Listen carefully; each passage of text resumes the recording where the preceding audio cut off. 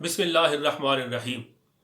اللہ رب العزت نے جب جنت کو تخلیق فرمایا تو حضرت آدم علی نبینا و علیہ الصلاۃ والسلام کو جنت میں ٹھہرایا۔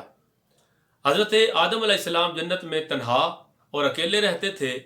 جب آپ جنت میں ملول و مغموم ہوئے تو ایک دفعہ اللہ رب العزت نے آدم علیہ السلام پر نیند کو غالب فرمایا۔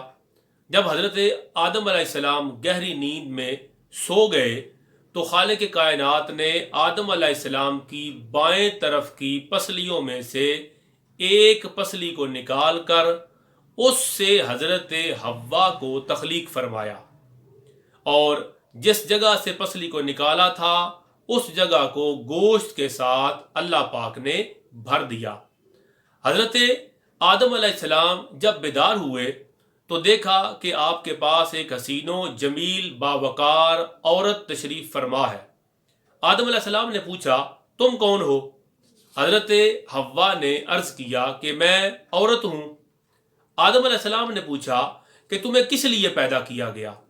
حضرت حوا عرض کرتی ہیں کہ مجھے اس لیے پیدا کیا گیا کہ میں آپ سے سکون حاصل کروں اور آپ مجھ سے انسیت حاصل کریں۔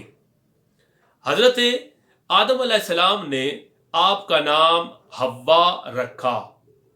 فرشتوں نے پوچھا کہ آپ نے اس عورت کا نام حوا کیوں رکھا؟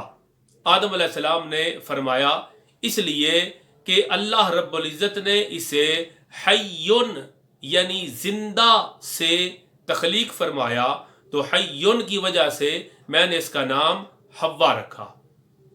جب حضرت آدم علیہ السلام نے حضرت حوا سے پوچھا کہ تم کون ہو؟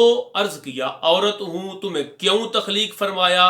حضرت حوا نے پہلے دن جب عورت کی تخلیق ہوئی تو اپنی پیدائش کا جو مقصد بیان کیا وہ یہ بیان کیا کہ مجھے اس لیے تخلیق فرمایا گیا ہے کہ میں آپ کو سکون دوں اور آپ مجھے سکون دیں۔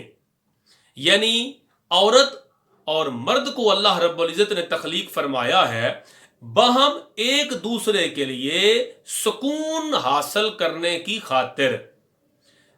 قرآن مجید کا جب ہم مطالعہ کرتے ہیں، آپ سورہ روم آیت نمبر 21 اور پارہ نمبر 21 کی تلاوت کریں، اللہ رب العزت نے وہاں پر بھی یہی مقصد ارشاد فرمایا۔ ارشاد ربانی ہے، وَمِنْ آيَاتِهِ أَنْ خَلَقَ لَكُم مِّنْ أَنفُسِكُمْ أَزْوَاجًا لِتَسْكُنُوا إِلَيْهَا، اور اس کی نشانیوں میں سے ہے کہ تمہارے لیے تمہاری ہی جنس میں سے جوڑے بنائے۔ کیوں؟ لِتَسْكُنُوا إِلَيْهَا، تاکہ تم جوڑا بننے کے بعد ایک دوسرے کے لیے سکون کا باعث بنو۔ وَجَعَلَ بَيْنَكُمْ مَوَدَّةً وَرَحْمَةً، اور تمہارے درمیان مودت، محبت اور رحمت کو پیدا کیا۔ یعنی میاں بیوی زوجین کے درمیان اللہ رب العزت نے مودت کو رکھا، محبت کو رکھا، چاہت اور پیار کو رکھا، اور ایک دوسرے کے لیے رحمت کے جذبات کو پہلے دن تخلیق فرمایا، اور ساتھ بتایا کہ تمہارے تخلیق کرنے کا مقصد یہ ہے کہ میاں بیوی زوجین، شوہر اور بیوی ایک دوسرے کے لیے سکون کا باعث بنے۔ تو عورت اور مرد، میاں اور بیوی، زوجین کو اللہ رب العزت نے پہلے دن ایک دوسرے کے سکون کے لیے پیدا فرمایا۔ اب عورت اس لیے ہے کہ مرد کو سکون ملے، اور شوہر اس لیے ہے کہ بیوی کے لیے سکون کا باعث بنے۔ اگر تو یہ دونوں ایک دوسرے کے لیے سکون کا باعث بن رہے ہیں تو اس کا مقصد ہے اپنی تخلیق کے مقصد کو یہ پورا کر رہے ہیں، اور اگر یہ دونوں ایک دوسرے کے لیے سکون کا باعث نہیں بن رہے تو پھر مقام فکر ہے کہ خالق کائنات نے جس مقصد کی خاطر انہیں بنایا تھا، یہ اگر اپنے مقصد پر پورا نہیں اترتے تو پھر اپنے انجام کو خود جان لیں کہ جس مقصد کی خاطر اللہ پاک نے بنایا تھا، تخلیق فرمایا تھا، وہ تھا ایک دوسرے کے لیے باعث سکون ہونا۔ آدم علیہ السلام کی بائیں پسلی سے حضرت حوا کو تخلیق فرمایا. پوچھا تمہیں کیوں بنایا گیا؟ انہوں نے پہلے دن بتایا مجھے تمہارے سکون کے لیے بنایا گیا. تو میاں بیوی وہ ہیں جو ایک دوسرے کے لیے سکون کا باعث بنے.